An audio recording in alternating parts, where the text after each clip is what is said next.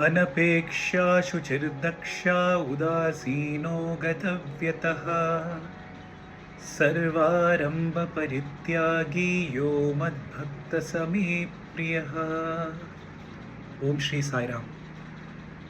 ഭഗവാന്റെ അടുത്തേക്ക് അടുക്കാൻ നമ്മൾ ചെയ്യേണ്ട കാര്യങ്ങൾ എന്തൊക്കെയാണ്? അതിലാദ്യത്തെ 2 കാര്യങ്ങൾ നമ്മൾ ഇതിനു മുമ്പുള്ള എപ്പിസോഡിൽ നമ്മൾ കേട്ടു. അനപേക്ഷ, ശുചിഹി. മൂന്നാമത്തത് ദക്ഷത. ദക്ഷത എന്ന് പറഞ്ഞാൽ ഇംഗ്ലീഷിൽ ഡിറ്റർമിനേഷൻ എന്ന് പറയും. മലയാളത്തിൽ നമ്മൾ പറയുകയാണെങ്കിൽ ദൃഢത. ദൃഢത എന്ന് പറഞ്ഞാൽ അവിടെ എന്താണ്?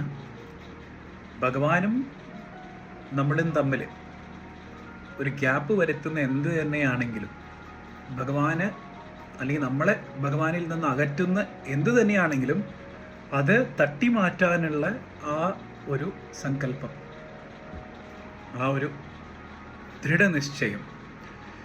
ഇതിൻ്റെ ഒരു മനോഹരമായ ഉദാഹരണം ഭഗവാന്റെ തന്നെ പൊന്നോമനയായ സായി ഗീത എന്നുള്ള ആനക്കുട്ടി നമ്മൾ കേട്ട് കാണും. സായി ഗീത ചെറിയ കുഞ്ഞായിരിക്കുന്ന സമയത്ത് ഭഗവാന്റെ മുറിയിലൊക്കെ കയറും. ഭഗവാന്റെ പ്രശാന്തിനത്ര ഇൻ്റർവ്യൂ മുറിയിലൊക്കെ കയറും. ആ മുറിയിലേക്ക് കയറാൻ പറ്റാത്തൊരവസ്ഥയായപ്പോൾ ഭഗവാൻ എന്ത് ചെയ്തു എന്ന് വെച്ച് കഴിഞ്ഞാൽ, സായി ഗീതയ്ക്ക് വേണ്ടി ഒരു ഗൃഹം, ഒരു വസതി ഭഗവാന്റെ പ്രശാന്തിലയത്തിൻ്റെ ആ അങ്കണത്തിൽ തന്നെ നിർമ്മിക്കാനുള്ള നിർദ്ദേശം കൊടുത്തു. അപ്പോൾ നിർമ്മിച്ച ആളെന്താ ചെയ്തതെന്ന് വെച്ച് കഴിഞ്ഞാൽ, വാസ്തുവൊക്കെ നോക്കിയിട്ട് ആണ് അതിൻ്റെ ഒരു ഡിസൈൻ ചെയ്തത്. അപ്പോൾ അതിൻ്റെ ഡോർ, ആ സായി ഗീതയ്ക്ക് വേണ്ടി നിർമ്മിച്ച ആ ഗൃഹത്തിൻ്റെ വാതിൽ ഭഗവാന്റെ മന്ദിരത്തെ നോക്കിയിട്ടായിരുന്നില്ല, വേറൊരു ദിക്ക് നോക്കിയിട്ടായിരുന്നു. അപ്പോൾ ഒരു ഗൃഹം പണിത് കഴിഞ്ഞാൽ നമ്മൾ ചെയ്യുന്ന പോലെ തന്നെ ഒരു ഗൃഹപ്രവേശമൊക്കെ നടത്തി ഭഗവാൻ തന്നെ അത് നടത്തിക്കൊടുത്തു. സായി ഗീതയെ ആ പുതിയ ഗൃഹത്തേക്ക് ആനയിച്ചു.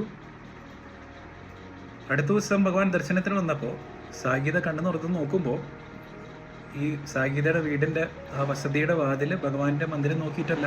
അപ്പോൾ ഭഗവാൻ ദർശനത്തിന് വരുന്നത് കാണാൻ പറ്റുന്നില്ല സായി ഗീതയ്ക്ക്.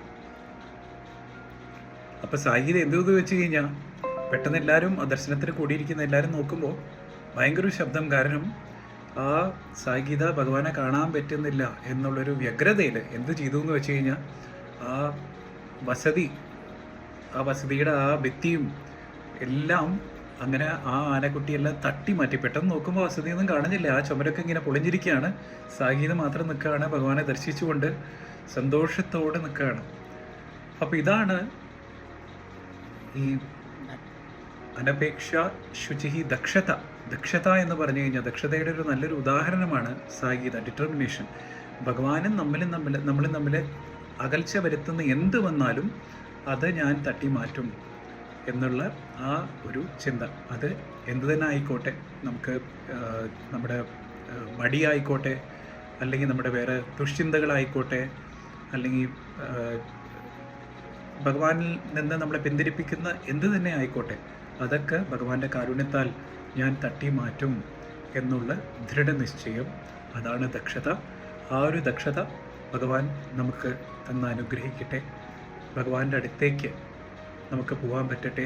ഭഗവാനോട് ഹൃദയത്തിലും നമുക്ക് അടുക്കാൻ പറ്റട്ടെ എന്ന് പ്രാർത്ഥിച്ചുകൊണ്ട് പറഞ്ഞ വാക്കുകൾ മുഴുവൻ ഭഗവാന്റെ പാദാരവിന്ദത്തിൽ സമർപ്പിക്കുകയാണ്.